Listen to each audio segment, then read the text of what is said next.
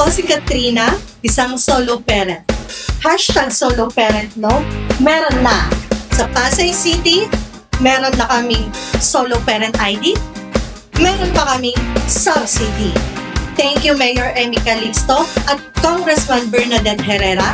Patuloy ninyong sinusuportahan at itinataguyod ang benepisyo ng solo parent. Pero baka naman, Mayor, ngayong darating na April, solo parent month, baka naman maibigay na ang aming solo parent booklet.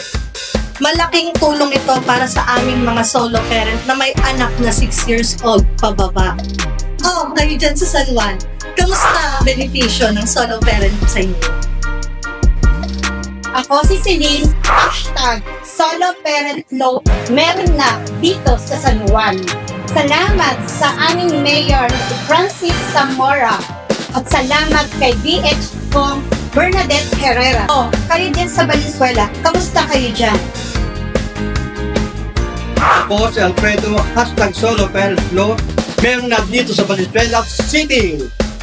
Ako pa rin papasalamat kay Mayor Wes Gatelian at kay Kong PH sa pagpapatupad nitong solo parent law. Dito sa Manila, ano po balita sa inyo?